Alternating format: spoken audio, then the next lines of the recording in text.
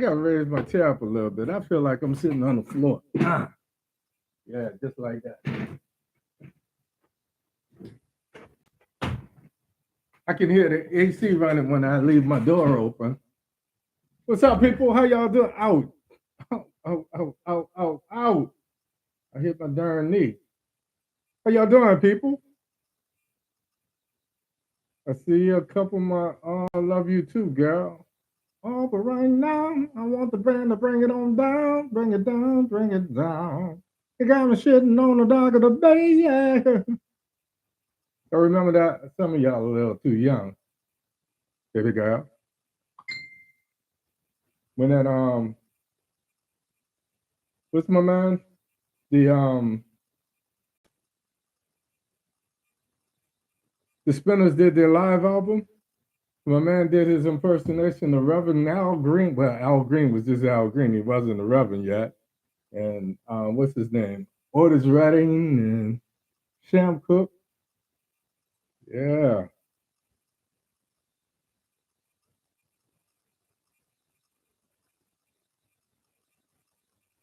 Yep. I'm getting all kind of messages. Uh, I guess it is what it is. Let's turn this nonsense down. You got me sitting on the dock of the bay. Yeah, I got you. So yesterday was Bootsy's birthday. Can you imagine that? Yeah. Hey, my great grandson on the line. He looking at his great grandfather. Hey, what's up, Charlie man? Yeah, man. That's look. This is why I put up with this nonsense, man, for generations to come. Generations to come. That's all I could say. So I'm gonna I ain't gonna ask you myself. I ain't gonna tell you. I'm gonna turn around and say, Google, hey Google, how many days to November the 8th? November 8th, 2022 is in 12 days. That's less than 2 weeks. Did you hear her? Gloria Google said in 12 days it's all gonna go down. See, you might not believe me when I say it, so I figure you believe her. Remember when Tom joining them used to say, go ask the white man? Sometimes y'all don't believe me, but when y'all hear from other people, them people, you believe it. So 12 days from now, all of this is going to come to, I won't say a screeching halt. I would say a beginning. Because even if we retain things, things are going to change. So we hope that things get better. But 12 days, we'll see. All of hemming and hawing and what have you. So I'm looking at doing some stuff, and I keep telling you after. Oh, that's right. Show me love, show me love, show me love, show me love. Um, you come on in, throw up a couple of hearts, throw me some thumbs up. Let me know you're in the house because sometimes I can see you on my screen and sometimes I can't. If you can't see you on the screen, I can't see you. But I know sometimes people are there. Like I've got 6 people there and it's telling me I only got a couple. So that's what's up. When you throw up a thumb, when you throw up a heart, your picture comes up with that. So it's Panky in the brain. What's up? What's up? It's T. All these folks in the house. I'm glad you guys came out tonight. I'm a little hype and I'm a little pissed. And a little or no time I'll tell you why. Um, with all that has happened, this thing is still too close to call, which basically means whoever shows up wins, you know? Okay, all right. That's what's happening. Hey. Remember what's happening? Yeah, that's what's happening. That's what's happening. Dwayne, the other Dwayne, the original Dwayne, Dwayne, Raj, and Rerun. Yeah, yep. So let's just talk about this for a minute. Tonight, It's as simple as we got 12 days. I can laugh and talk, and I purposely have been doing all these little silly things to give you guys something to laugh at, namely myself. One of the things I liked about Richard Pryor always made fun of himself first. So there's a couple people that I pick on, namely a lot of you short women. I'm sorry, not short, vertically challenged, the munchkins, uh, but I pick on myself as well. Sometimes I'll do these little charts, and I'm not really trying to sing a song. I'm just kind of clowning around so that every time you see me, I'm not so serious and beating you over the head with, you know, 25 days, 20 days, 100 days, 12 days. We got to get this done, so forth and so on. So I try to give you guys the breadth of my craziness, my personality, and so forth and so on. So sometimes you get a chance to see that. I see me behind, I say, behind the curtain to see what makes the whiz go. Now, it's not just smoke and mirrors, it's a lot of seriousness. But by the same token, we have to have some balance. So I try to give you some balance with my craziness, with my zaniness, with this, that, and the other, just so that you guys will know who I am and what I'm about. And my nose was really itching. I keep saying, when you're from New Orleans and your nose itches, they said means somebody want to see you. And those of you that showed up, I think it's itching for each and every one of you. So it's 5 past the half. I'm gonna go ahead and get this started and get in and get out. I know you guys are tired of me beating up on you. I'm tired of beating up on you. I'm tired of talking about the same old, same old. Um, this is infectious to me simply because I'm so ready to move on to something else. Come hell or high water on November the 9th, hopefully it won't be like November the 4th of 2020. Hopefully those that win will accept their new positions. Those that lose will lose gracefully and not blame it on, something nefarious going on. If America doesn't like you, America doesn't like you. You just go get over yourself, It comes with the territory. So with that being said, I'm gonna say good evening and welcome to the show. I always start off my show by saying thank you for choosing to spend your Thursday nights with me.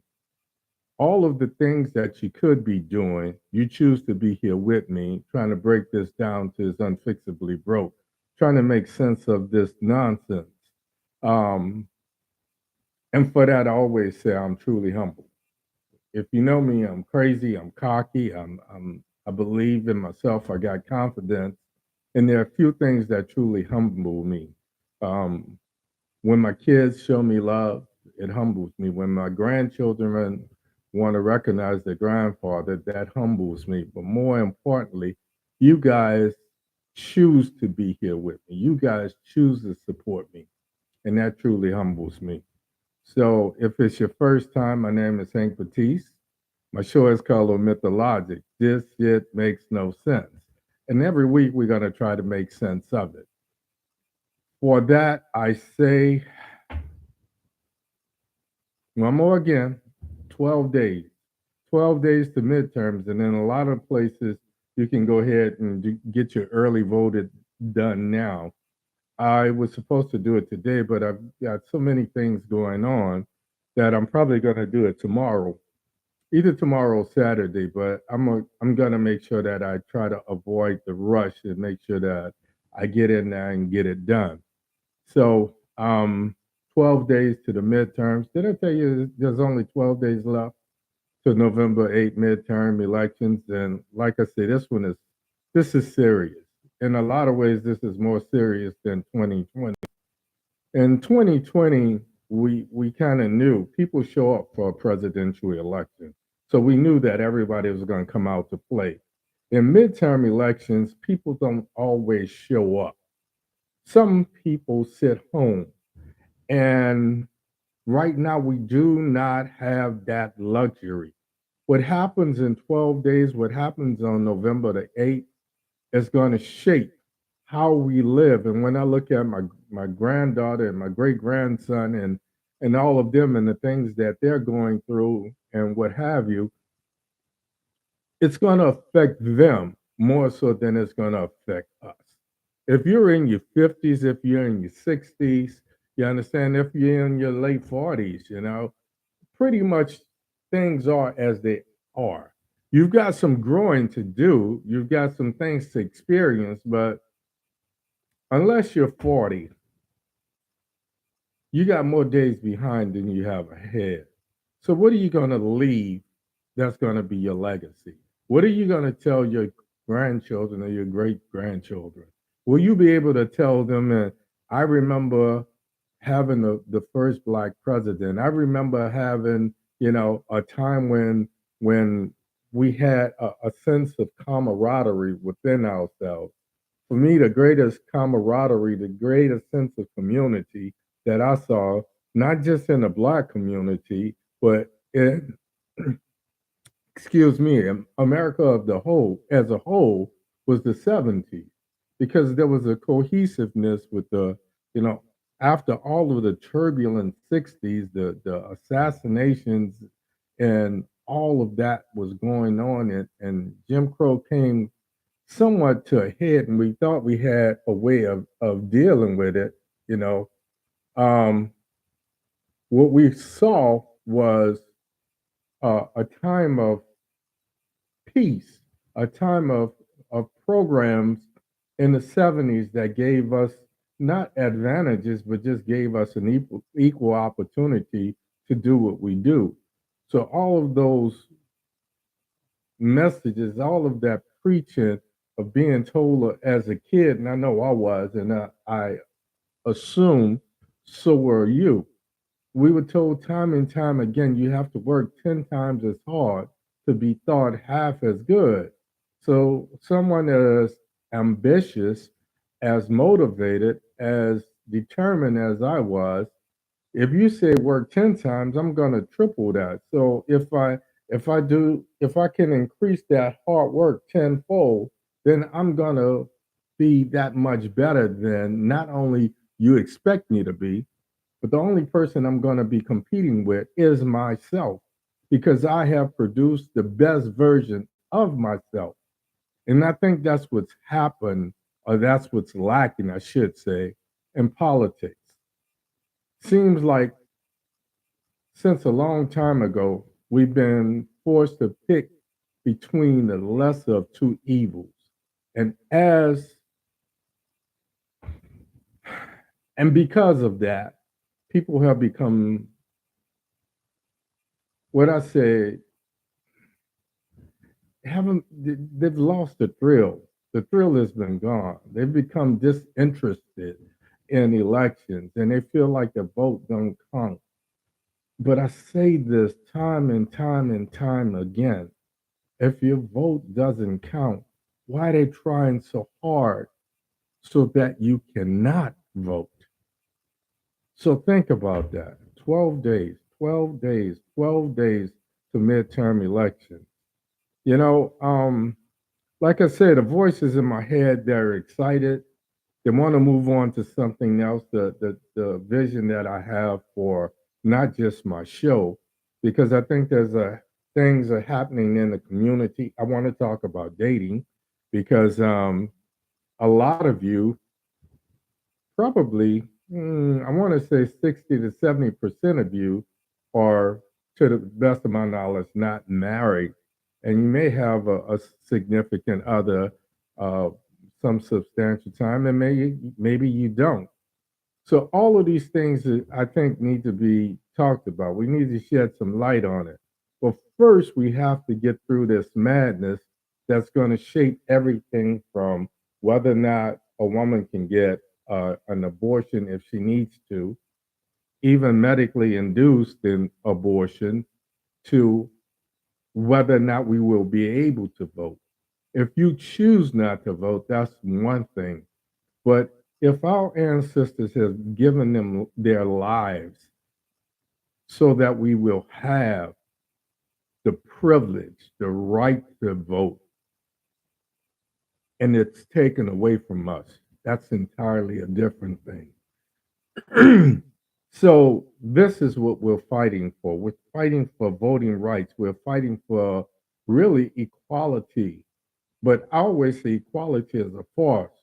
What we should be fighting for is equity, so that what you need, you have an opportunity to get to pursue. So that's where we are, as far as I'm concerned. That's what's all the marbles. That's what we're fighting for. So 12 days, folks. We've come a long way. Who would have thought, headed into the November elections of 2020, that we would have this much chaos? We would have this many unanswered questions. We would have hate being so prevalent. Hate has always been a byproduct of this hybrid democracy that we call a republic. Because we as people of color, and I tell you this time and time again, I'm many things when I look at my ethnic tree, but my immediate grandfathers, my immediate maternal grandfathers, one was a slave, the other was an American Indian. So my family was misused, messed over twice. So that's new to me. And I want to make sure that my children and my children's children and so forth and so on, not only that they know their heritage and that they're proud of it, but that they have some of the same opportunities that I have. You know, my nickname is Renaissance Man because I had an opportunity to pursue those things. My mom and my dad made sure that, if my mom used to tell jokes, she said, boy, one week you want to be Bruce Lee, the next week you want to be Muhammad Ali, then you want to be Fred Wesley, then you want to be Larry Graham. All of that takes money, son. And we were poor. Don't get it twisted. From the time I was 12 till I was 17, for 5 years, the teenage years of my life, all of my teenage years was spent in a Desire Housing Project. In the Desire Housing Project, my mom made a conscious decision to move to the project because we could have affordable rent. And more importantly, I could have the monies to pursue those things that I was interested in, be it music, be it karate, be it boxing, be it whatever. So that's how I acquired those things. So I tried to make the same sacrifices for my children. And the one thing my mom used to say to me is, school is your job. I said, Mom, I want to get a part time job. My friends are working. My mom said, no, no, no, no, no. School is your job. I said, but Mom, there are things that I want that you and Dad can't get to for me. She says, me and your dad bust our behinds. And my mom and dad were divorced. But the one thing they always stayed married about was their children. So they were of one mind as far as we were concerned. And the one thing they never, ever, ever argued about was what was good for their children. There was none of this back and forth, you with dual custody and all of that nonsense. It just didn't happen. So I knew I had two people that loved me. And the one thing that my moms would always say is, we're going to make sure that your needs are taken care of through the grace of God. But growing up, becoming mature is being able to differentiate between your wants and your needs. You may need a car, but you want a Mercedes. So that's the difference. And I'll try to pass that on. I really try to pass that on. So tonight we just have so much going on. We have so much going on. I just always do what I call a temperature check prior to coming on air just to see what are the kind of hot button issues tonight. Um, and just coming prior to coming on airtime, I kept seeing more and more stories that include judges in the Supreme Court and Clarence Thomas and trying to avoid.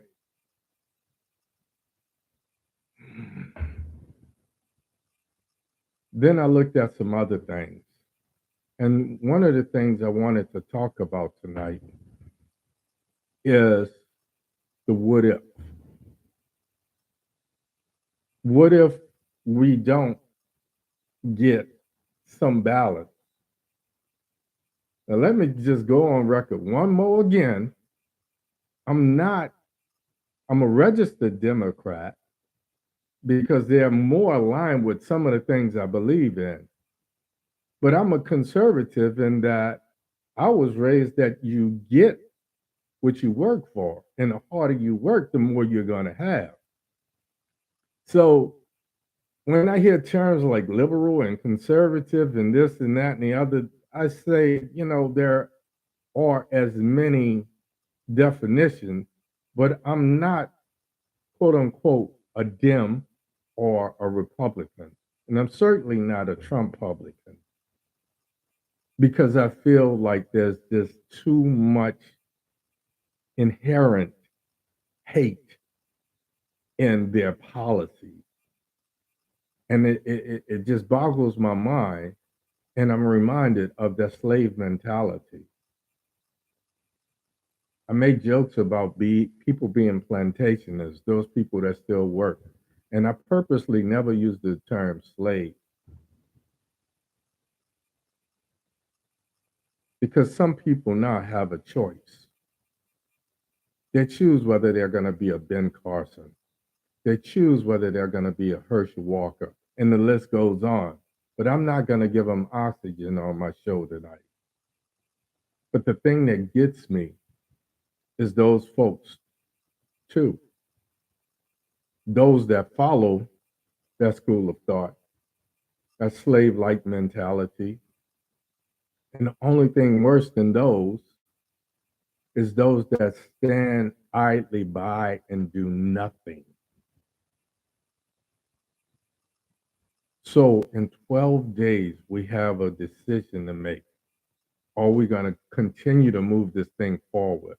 Because what we realized in these last 2 years, whether you realize it or not, whether you understand it or not, whether you can articulate it or not, is it has been impossible to undo in the last 2 years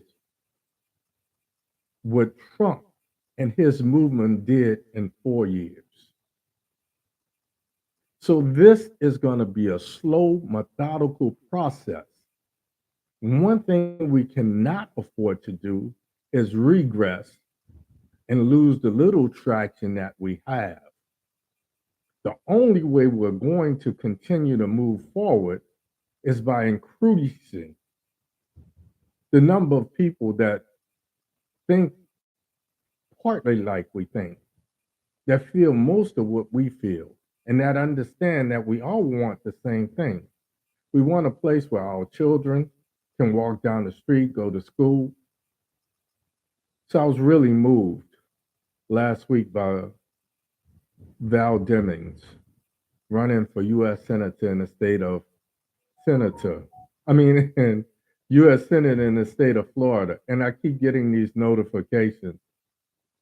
Um, and she asked Marco Rubio, how long can you stand idly by and watch people be murdered in churches, in clubs, in schools, in grocery stores, in movie theaters, and so on and so on and so on, and do nothing? So that has been my catalyst. That has been my motivation for tonight. So it's as simple as this. You've got a choice to make. And if you remember the song, This or That, the choice is simple. Are we going to move this slow moving train, or we're going to allow it? Because if you move something uphill, let me take a nerd break. For those of you that didn't know, I was I was this physics nerd, this science nerd, but physics always moved me, no pun intended. But we talk about resistance. And what we have now is this train that's going uphill because we were in this muck, this valley I call Trump land, with all these Trump disciples and Trumpets and Trumpsters and Trumpies and all of the manifestation of hate. And it's taken a while to get this momentum. So we headed up this hill, if you will. And now is the hardest part. Are we going to continue to push this train uphill? Or are we going to allow it to backslide and go back into this muck? So tonight's show is called This or That. My name is Hank Batiste. This is Omit da Logic. This shit makes no sense, but let's make it make sense. Let's do this. First thing I saw was these people, the opponents, and the opponents is not necessarily Dem or Republican. It's anybody that opposes what I think and what we feel is right. And what's right is you define your own success. If you decide to do something, you should have the opportunity to try it. So that's what's right. It's not about this or that. So they talk about voting. They talk about elections being fair. And then I see the story of this judge stopping monitoring over drop boxes in Phoenix. Now I told you there's about 5 states. Really, there's 7, but there's about 5 states that's going to have the say so and what happens not only in the House of Representatives, but in the Senate. And if you remember, the Senate holds most of the power. In the House of Representatives, they serve for 2 years. In the Senate, we have to put up with them for 6 years. So not only for the 4 years of the Trump administration, but going as far back as the George W. Bush administration,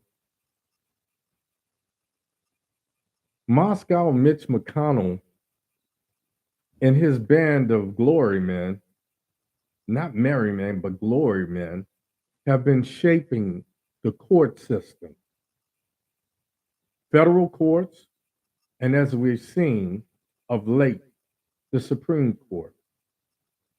So these judges have way too much power.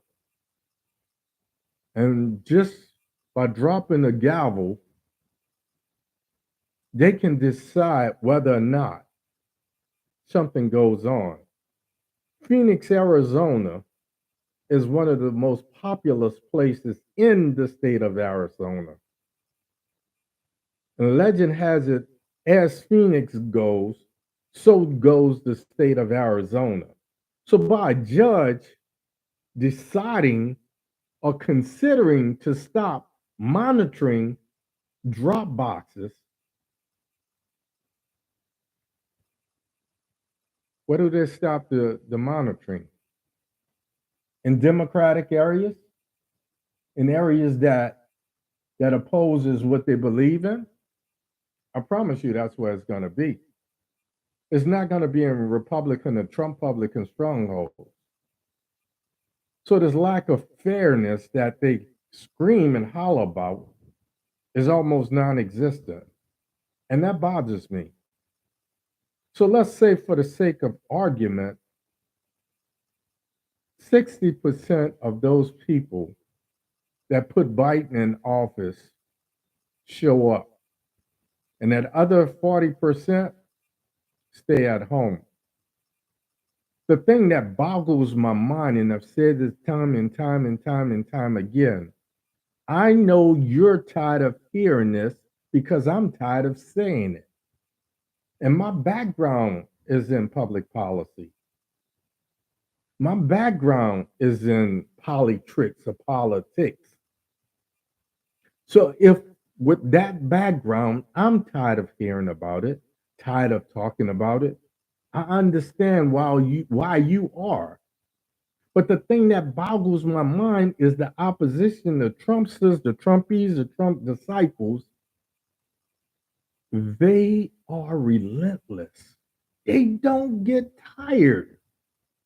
So I don't know if they're on some political coke, met, or whatever, but you best believe they're going to be there on November the 8th. So this judge,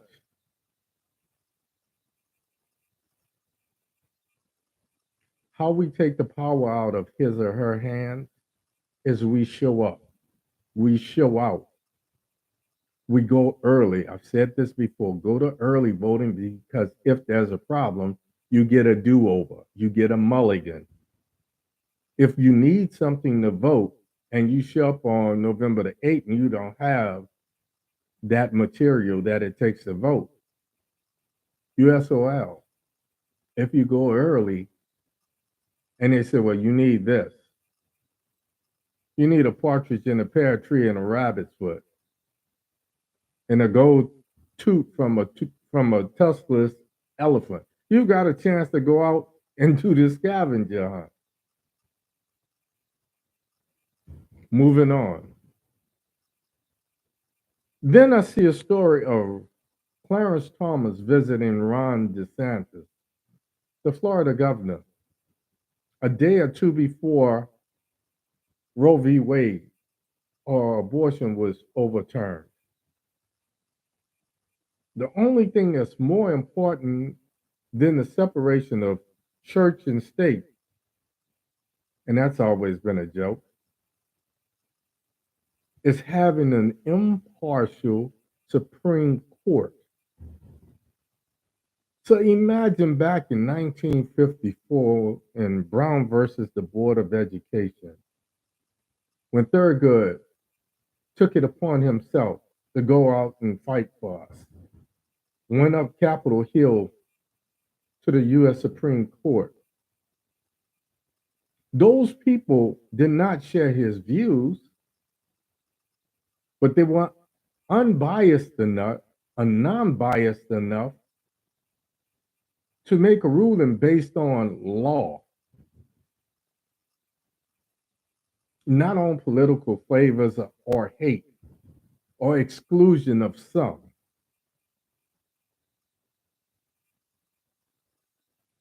Ron DeSantis has been sending these, what we call undocumented aliens, or what have you. And I hate putting these titles on people, but he's been putting them on planes and sending them to Martha's Vineyard and Massachusetts and other places. And he's been trying to hide from the Florida voters, because he's up for reelection, just how much of our tax dollars he's been using to do this. And everybody's going to tell me that Uncle Tom was not Uncle Tom, but I'm saying Uncle Clarence Thomas is everything that everybody hated and what they thought Uncle Tom was. So he's made himself too much of a thing to be dealt with. And unless we can keep pushing this up, I think the first Now my eyes itching. I think the first U.S. Supreme Court justice to be impeached is going to wind up being Clarence Thomas, but only if we can get this done on November the 8th. Then we see these so many of these Trump disciples have integrated themselves in so many walks of life. So we hear in case after case of these racist police systems and departments and FBI and even U.S. Secret Service who knew what was going to happen and did nothing about it. The thing about being a Marine, every day you're given an order that you may not agree with, but you have to carry out the order first. And then you can challenge it after the fact. So the next time it comes up. But in the heat of the moment, you can't. Well, sir, I think negative. So when we have this type of people to protect and serve, who are they protecting? And more importantly, who are they serving?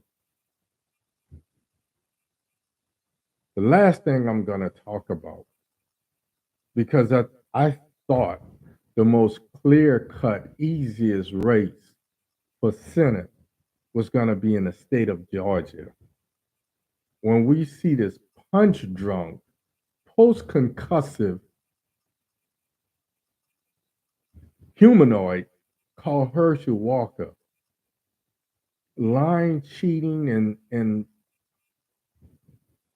don't know how many states there are. So I thought, honestly, the people of Georgia are going to have the easiest job to pick between Herschel Walker and Reverend Warnock. And then I saw a story, I don't know how true it is, that somebody caught Chuck Schumer talking to Joe Biden about the state of Georgia may be awash. How? So if you're in the state of Georgia, if you're in the state of Michigan, if you're in the state of Arizona, if you're in the state of Ohio, if you're in the state of Florida, or if you're in the state of confusion, make sure that you get out. And more importantly, take somebody with you. Make sure that those around you have an opportunity and access to voting. Because if we are still having a conversation on Herschel Walker being a U.S. Senator for the next 6 years, where are we as a people? 12 days, folks. This is for all the marbles. This is all we got. That's all I got for you tonight. My name is Hank Batiste. I'm going to ask you. I'm going to plead with you. I'm going to beg you. Go to my YouTube channel. There it is right there. Omit da Logic. That's the name of my YouTube channel. OMITdaLogic. Omit da Logic. Subscribe. Give me a thumbs up. Pick a podcast or two and share it with family members. Help me to bring this to the next level.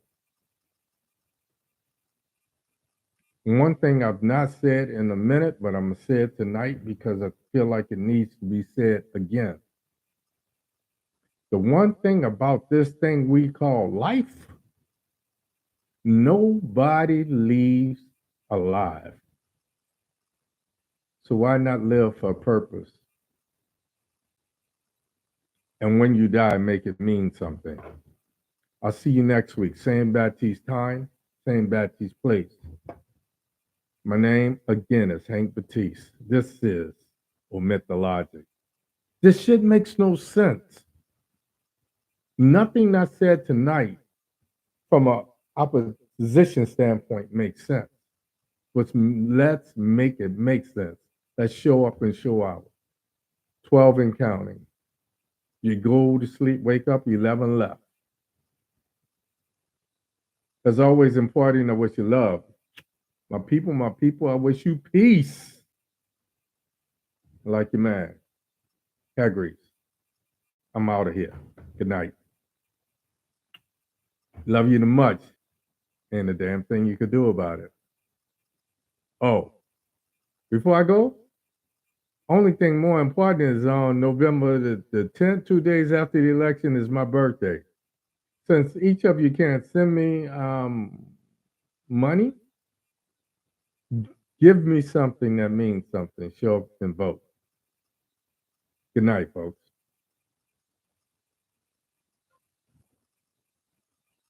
YouTube.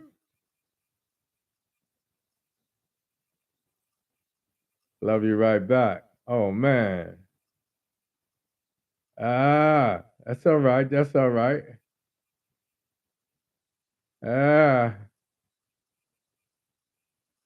If you're in Georgia, please take 2, 3 people to the vote, to the polls. Make sure they vote. Oh, my nose itch. I want to see y'all too, each and every one of you.